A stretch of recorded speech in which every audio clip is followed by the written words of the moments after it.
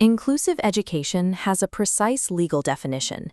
It is the education of children with and without disabilities under the same roof, ensuring every learner has access to a common educational setup with proper support services. This framework operates as a system of human rights. It focuses on children vulnerable to marginalization, prioritizing the individual over educational experimentation. The 1948 Universal Declaration of Human Rights guaranteed education for everyone. Yet, despite this promise, millions of children remained separated from the general student population for decades. This initial guarantee was adopted by the United Nations General Assembly, where nations first codified the right to free and compulsory elementary education.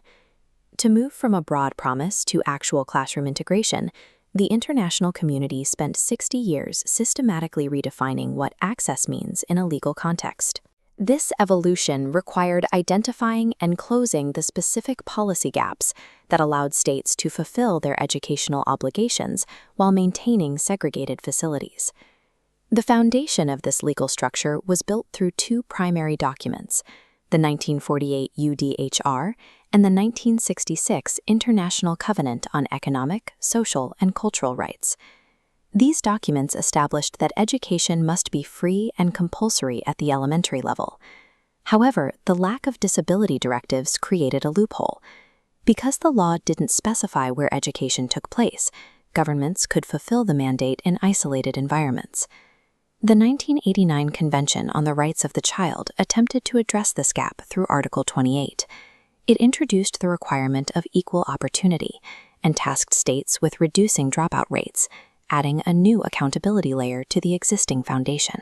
By 1989, international law established the right to learn, but it lacked the precision to mandate that students learn together in the same physical space. A transition in the legal philosophy began in 1982 with the World Programme of Action Concerning Disabled Persons. This program moved policy away from medical and charity models, which viewed disability as a condition to be treated or pitied, and toward a human rights model. Central to this was equalization of opportunities, requiring that disabled persons be supported within normal community services. In 1993, the United Nations adopted the Standard Rules on the Equalization of Opportunities to provide a framework for these principles. Rule 6 explicitly assigned the responsibility of educating disabled persons to general educational authorities, directing them to provide instruction in integrated settings. Even so, Rule 6.8 allowed for special education to continue where the general system was unable to fulfill student needs, indicating that integration was still viewed as a gradual process. By the early 90s, the goal of integration was written into international policy, but the architecture still permitted separate facilities.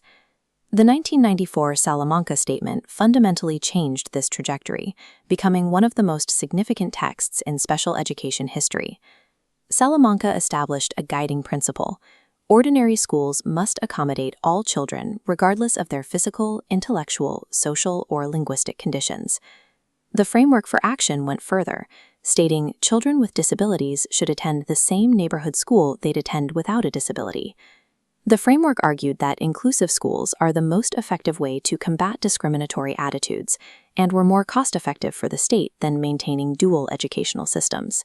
This mandate was supported by the Education for All movements, launched in Jomtien in 1990 and reaffirmed in Dakar in 2000. These movements pushed UNESCO and the World Bank to support integrated provision, framing inclusion as essential for meeting the basic learning needs of all people.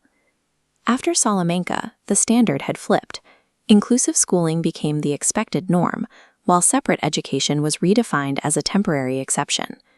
The culmination of this legal evolution is the 2006 UN Convention on the Rights of Persons with Disabilities, or CRPD. Adopted on December 13, 2006, this was the first human rights treaty of the 21st century. The CRPD shifted the legal status of disabled persons from objects of charity or medical treatment to full and equal members of society with enforceable human rights.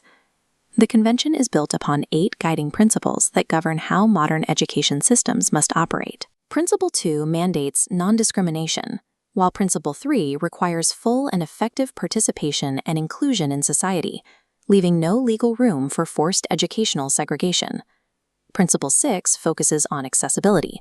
It requires changes to physical infrastructure and information technology, ensuring that the environment, not the student, is what adapts. Under this treaty, requirements like respect for difference and individual autonomy are no longer just concepts.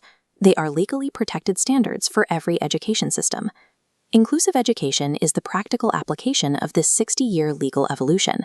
It is the result of a process that systematically transformed human dignity from a broad ideal into a binding set of international requirements.